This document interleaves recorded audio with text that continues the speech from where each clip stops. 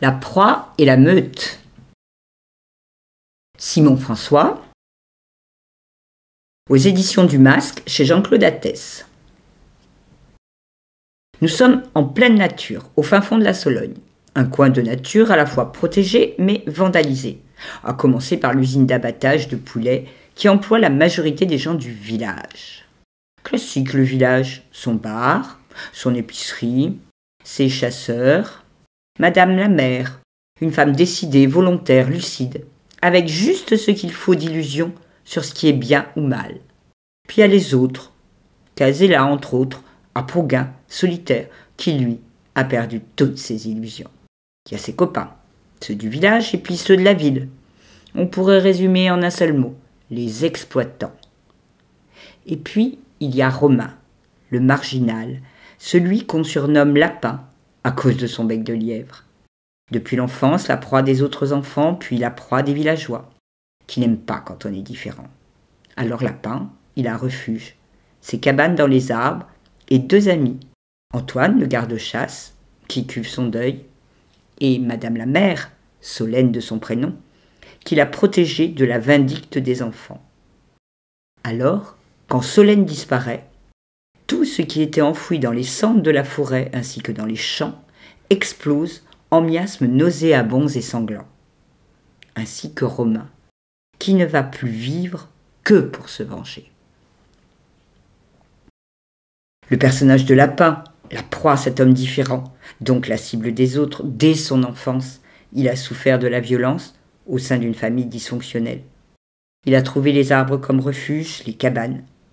Jamais le mot écologie n'est prononcé dans ce roman, et pourtant, Romain, à l'insu de son plein gré, défend la terre, la nature. Ces cabanes sont une bien belle métaphore. Et puis il y a la meute, les chasseurs du village et pire encore, ceux qui veulent s'enrichir, les mêmes souvent. L'ombre, la meute, la lumière, la proie. Mais Simon François s'est glissé dans son récit la pénombre ou des raies de lumière, grâce à quelques personnages, comme Solène, Madame la mère ou la femme flic. La belle surprise du roman, c'est l'écriture qui scotche dès les premières pages, qui passe de la sauvagerie à la beauté pure en quelques lignes, qui serpente à travers ses personnages avec fluidité et beaucoup de savoir-faire. Simon François maîtrise le rythme du début jusqu'à la fin. Il peut décrire à la serpe un personnage en quelques mots. Le lecteur a l'impression de le connaître. À l'inverse, il peut prendre son temps pour raconter un tronc noueux ou la pêche au brochet si bucolique, avant de se lancer dans une scène d'une violence inouïe avec autant de virtuosité.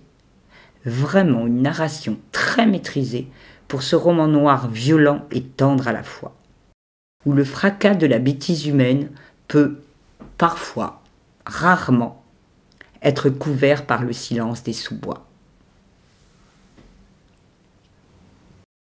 La nuit est tout à fait tombée. Grillons, chouettes et crapauds se répondent, dessinent topographie sonore des environs. La vie nocturne se déploie telle une tache d'encre. Romain a totalement disparu dans la fosse qu'il a creusée pour chercher le corps de Solène. Ses mains ont cessé de remuer la terre depuis un moment. Couvert de sueur, au fond de ce tombeau poussiéreux, il tient une sorte de morceau de plâtre entre ses mains. Des nuages entiers de cette matière volatile s'échappent du trou, happés par le vent du soir. Dans son esprit embrumé, dévasté par le chagrin, les pièces d'un sombre puzzle s'emboîtent les unes après les autres.